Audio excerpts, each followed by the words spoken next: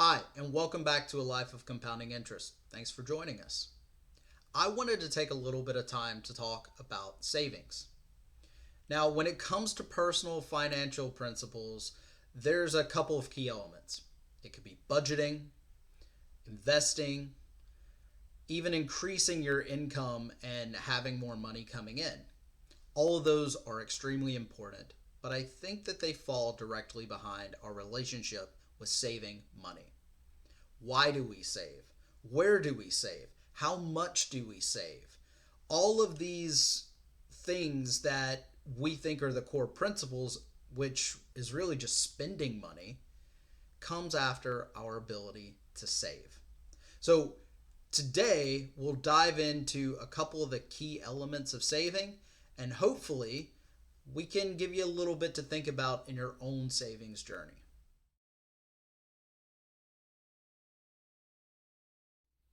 We are going to start our conversation about savings off with what I think is the most important part, and that's the emergency fund. Emergencies are bound to happen, and the reality is that about half of Americans couldn't afford a $1,000 bill if it hit them today. And that's not hard to get to. If anything goes wrong with your car, you could be subject to a $1,000 bill very easily before you get back on the road. Now, one piece of this that is really ignored, I think, it's not about that $1,000 bill. It's about what happens afterwards. That $1,000 bill, you could pull out a credit card or get a loan and take care of it, but it does impact you for months as you're making payments on that, and especially with the interest. You couldn't afford that $1,000 bill. Can you afford a $100, $200 a month payment for the next 6 to 12 months? I don't know. It does make everything different, and emergencies beget emergencies for this reason. Now, whenever we're trying to build our emergency fund, it's not about that $1,000 bill. It definitely is part of it, but I want you to really think about what the biggest emergency that could hit you would be in a realistic fashion and plan for that. For me, it was losing my job, because that was my income. Income was coming in every single month, and the job market is not getting easier. I have an adage that I typically turn to when I think about job searching. If I lost my job today, I know that I can expect 1 month of job searching for every $10,000 in salary that I get. I found this to be true in many occasions, especially in this job market. Now, if you're under $60,000 a year or so, that might not fully apply because those jobs can be a little easier to get, but it still stands. You have to plan for extended periods without income coming in before you land that next job. So that is the target I set for my emergency fund, my average salary, and then 1 month for every $10,000 of that salary.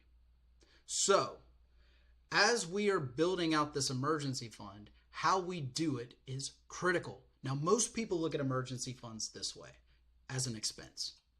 Money comes in from their paycheck and it goes into their checking account, and they transfer over a little bit to their savings. Now, if you're doing 10% or whatever amount you do every month, that's a great first start, especially if you're doing it automatically with automatic transfers. But for me, it didn't quite fit the bill. Let's say that our monthly salary that we can expect to hit our bank account is $1,000.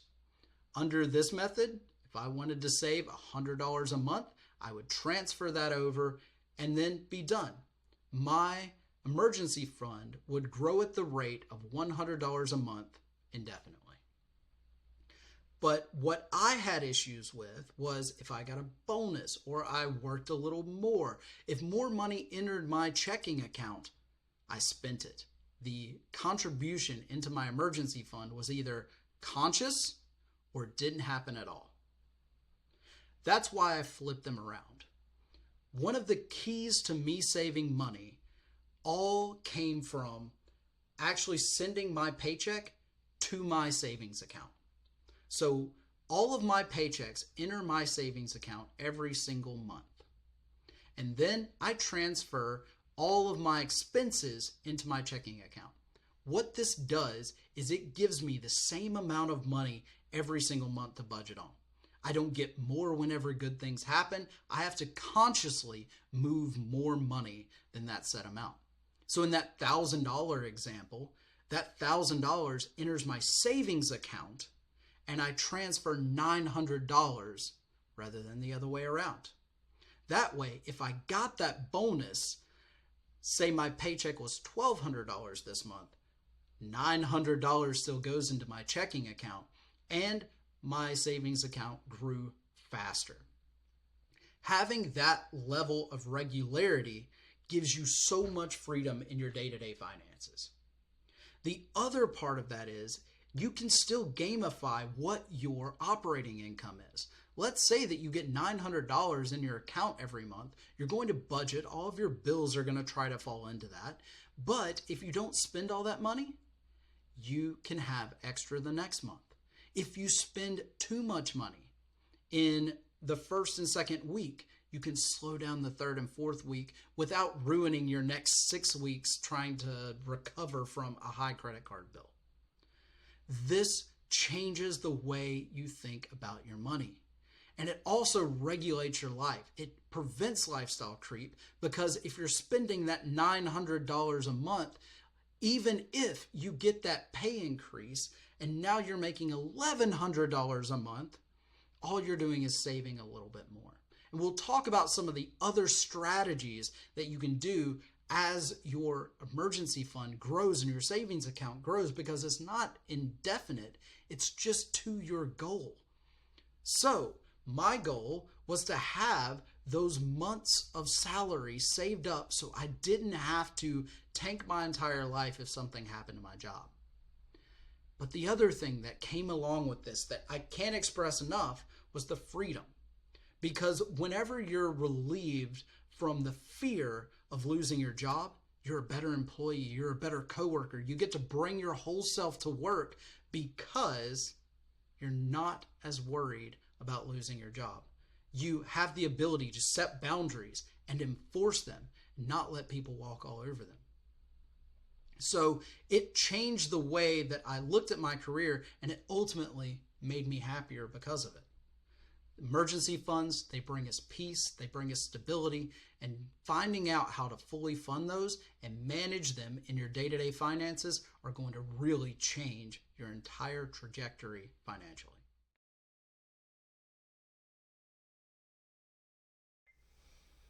Okay, now the second part of savings is how you do it.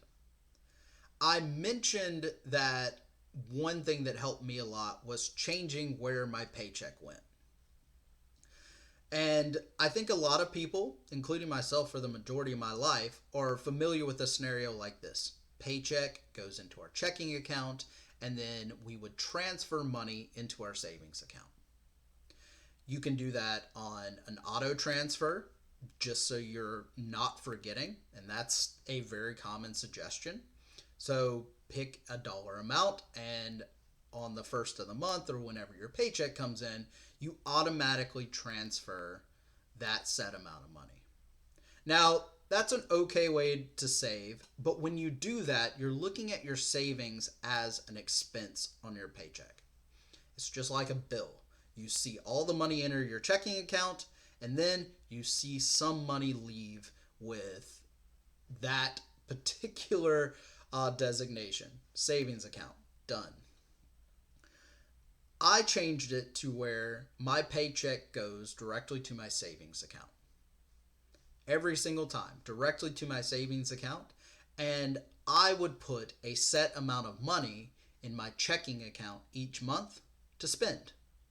Now, I didn't get paid on a monthly basis. I got paid on a weekly or bi-weekly basis, like most people. So what this did to me was it gave me my full month's budget right up front.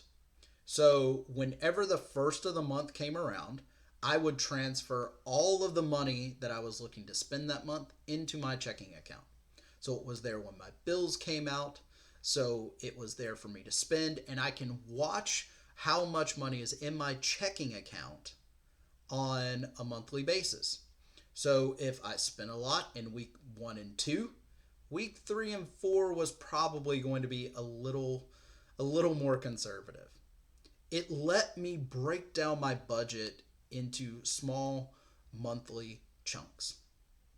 But the other benefit to that is anything extra that went into my paycheck, say I worked a little overtime, I got a bonus, whatever that was, if more money hit my savings account, my savings rate increased. Now, my paycheck didn't go into just any savings account. It went into the account that I designated as my emergency fund. So if you do have that goal of saving 6, 8 months worth of expenses, you can very easily see what those expenses look like. You don't have to go in every month and say, okay, well, how much did I spend in January, February, and March? What is my average spending? No. You've been moving over the same amount of money every single month. You know exactly how much you're aiming to spend. So let's just use a loose $1,000 to go over this example. Most people take their $1,000 monthly paycheck and it works like this. $1,000 enters their checking account. They put $150 into their savings account. They go and spend all of the rest of their money. If their paycheck happened to be $1,200 that month, they would still put over $150 into their savings account, and then they would spend the rest. Having that money at your disposal is so much different whenever you have to consciously move it. So setting that budget to where it's the same every single month and your emergency fund or your savings account continues to grow, it really does change your relationship with money, and it puts your entire spending habits on a more predictable path. So I suggest taking that $1,000 a month paycheck, putting it into the account that you designate as your emergency fund, and then move $850 a month into your checking account. This just changes everything. Same dollars, same amount, different way of thinking about it. Because this became a second discretionary spending fund for me. If that $850 entered my checking account and I only spent $800 of it, I have $50 extra to spend next month. I can watch my checking account grow and have additional guilt-free spending. So if you aren't spending every penny that enters that checking account, all of a sudden you have built-in flexibility to enjoy your discretionary spending. I have found that just to be life-changing.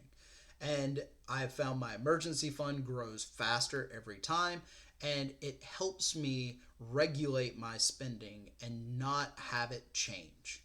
So even if you are getting a paycheck every single week, getting that set amount for the entire month put into your checking account changes your very relationship with money.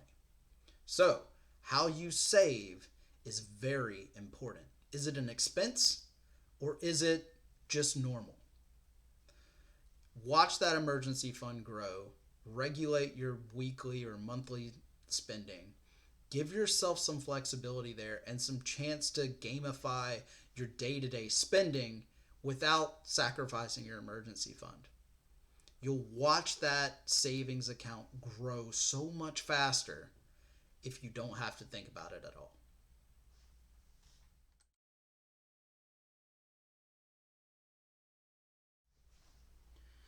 Investing in retirement is a critical part of savings. Everything that I really talk about here is investing for my future self. And an emergency fund is great, but it focuses on the here and now. I'm a little bit of a pessimist. I don't expect that Social Security is going to even be there by the time I call on it. And I surely don't think that it's going to be enough to cover me all the way through retirement. So I participate in retirement savings, whether that's a Roth IRA, regular IRA, 401k, all of those. That is up to you and your specific strategy. I highly suggest you get some second opinions on it. But the fact is that you have it.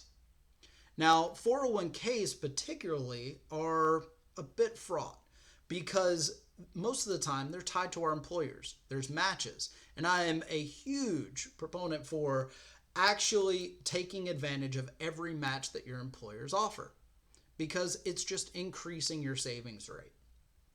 But this is not liquid money. This money, for me especially, is an expense. It's like a power bill. Once it's paid out of my budget, I don't expect to see it again. So I keep an additional, on the side, retirement fund. It doesn't have huge contributions. It's as much or less than I contribute to my 401k every single month, but I have that with my financial planner. And the reason why I have it with my financial planner is I want to keep an account open with them. And I make my monthly contributions. I watch that grow. We talk about the strategy and the goals. But the average tenure of an employee aged 20 to 35 is 2 years. So if you're contributing to all these 401ks, over the course of a decade, you could have 5 different 401ks that are floating out there.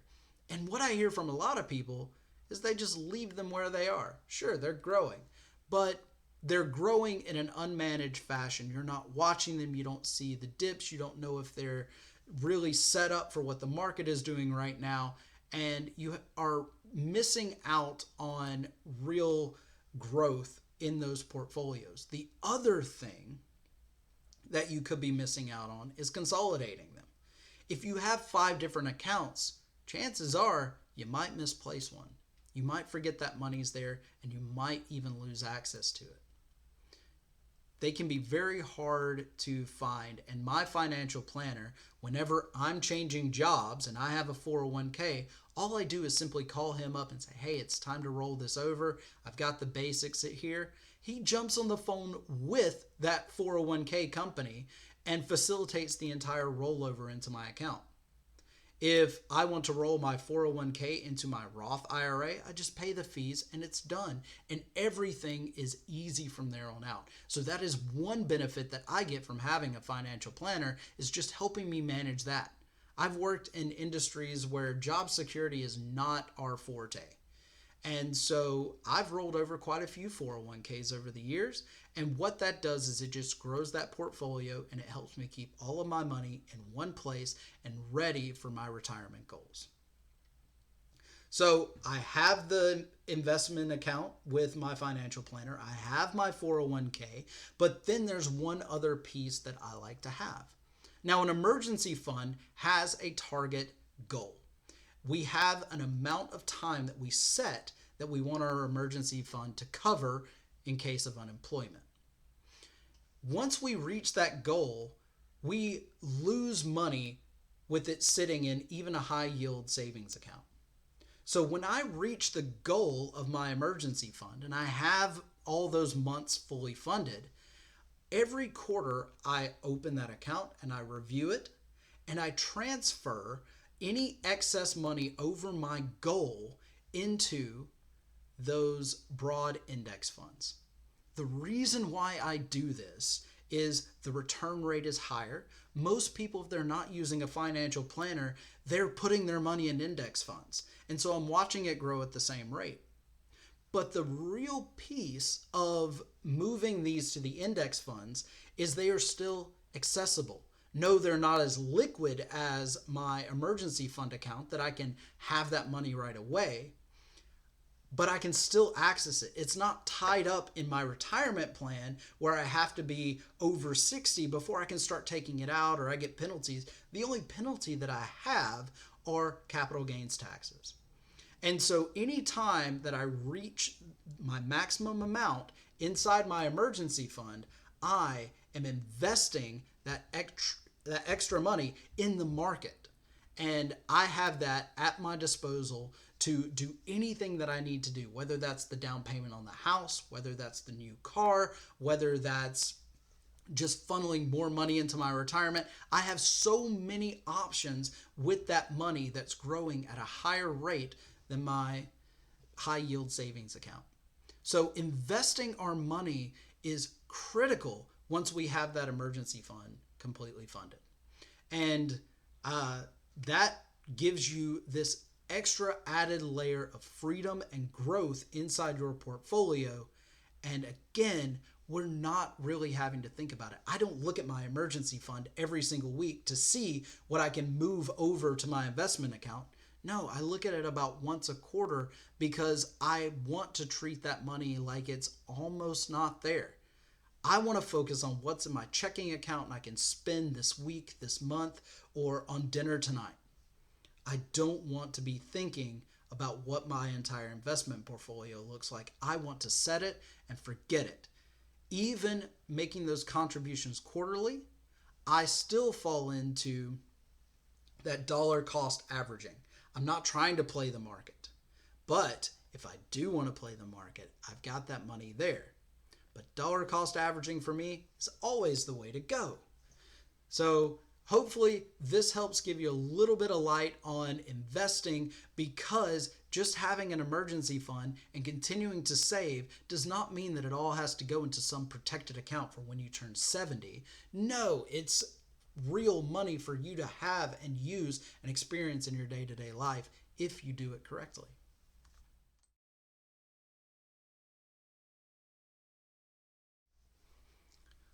All right, now the last one is a bonus.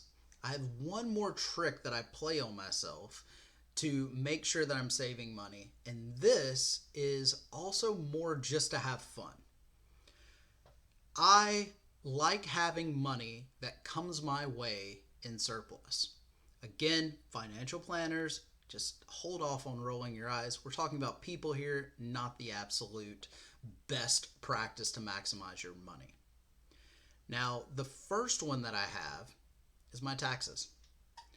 This, a lot of people may or may not agree with, but it's worth throwing out there. I like getting a tax refund. I know that the money is not invested the same way, but if I can have my taxes withdrawn in a way that I have a little bit left over at the end of the year, one, I hate the extra bill. Taxes are really complicated, and it is hard to manage it throughout the entire year to know exactly what you're going to have to pay. Things happen all the time, whether that's, you buy a car, you change jobs. All of these things can affect what your taxes look like at the end of the year. I have always been of the mind that I would rather pay a little bit more and get that refund check at the end of the year than have some surprise bill that I have no idea how much it's going to be. So I do lessen the number of deductions that I take out of my paycheck to ensure that I'm getting a refund at the end of the year. And what do I do with this refund? I put it directly in my emergency fund, or I use it for that extra discretionary spending. And I think both of those are perfectly okay because we saved this money, even though the government was holding on to it for us and they weren't very efficient with their use of it. We get it back. They were just holding on to it. And so that's an influx of cash. The other is I use a child care FSA. And the beauty of a child care FSA is they are use it or lose it funds most of the time. If your employer offers one, you need to use those funds typically by the end of the year. So when that comes around, one, that is an emergency fund that I can tap into, or it is however much money I contributed to that, I can just pull right back out, and I save some money on taxes along the way. So with these, that is going to be $5,000 to $7,000 a year that you can just pull out and use that. Now, I use my child care FSA money for the family vacation every year. That's just something that we have on hand that we can do. That gives me a little bit of money around the summer, where the halfway point sets in, and it gives me a little bit more money at the end of the year. Are these big, lavish vacations? No, they are that low-key trip to the beach on spring break. They are that flight out to see family across the country. These things help pay for those, and they're not coming out of my standard operating budget. So I save for them intuitively throughout the year through these kind of plans. The other thing is if you do have a healthcare HSA, you can use that for the same purposes as well. All you need to do, keep a little file cabinet with all of your medical bills, and any time that you need to cash out that, just turn in those bills, you get those refunds. You get to hold on to these for years. You don't have to cash them out every year like I do with the childcare FSA. I just hold on to them. I watch that account. I check it probably once a year to know roughly where I am. And then if I need that extra money, that could be as much as an entire month's worth of expenses over the course of a few years that I have that I can access. So having those hidden funds that are not very liquid, they require a little bit of work to get that money out, is so beneficial to being able to have extra discretionary spending that just hits your account. It is your bonus at the end of the year when you've been managing your finances in a very secure and stable fashion. You know that those funds are coming out and you don't even think about them. So that is one of my just little bonuses that I give myself. That tax refund, the childcare FSA, those things that force me to save money and I don't see it leaving my bank account, they help me out a whole lot, add some balance to my yearly budget.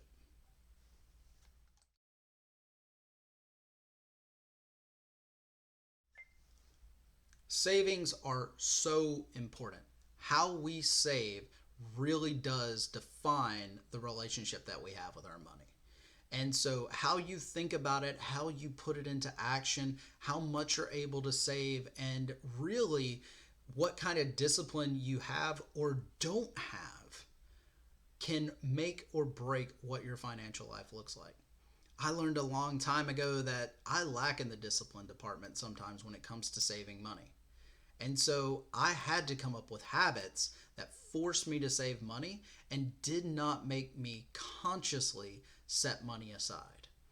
And I don't think I'm alone here. I think a lot of people fall into this trap these days. We see money hit our checking account, and that's how much money we have. We are free to spend it on whatever we want or feel like we need at the time.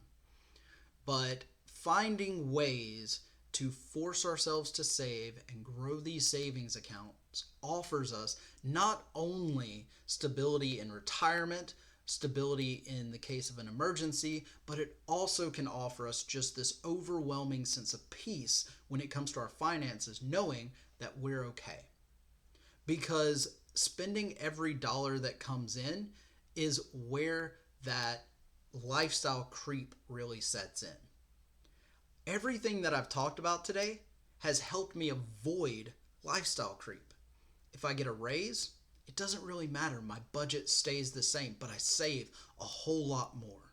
And it gives me more freedom and more dollars to invest and grow my portfolio. It helps me regulate all of the aspects around my finances to where I know what is going to happen and I'm not afraid of an emergency. It also helps me bring peace to everything that my money surrounds, whether that's my job, whether that's my family, my charitable giving, all of these things. It gives me a bit of freedom to be myself, bring my whole self to anything involving my money, and really grow as a person without the fear of running out of money one month or fear of that unexpected bill, which most certainly will come.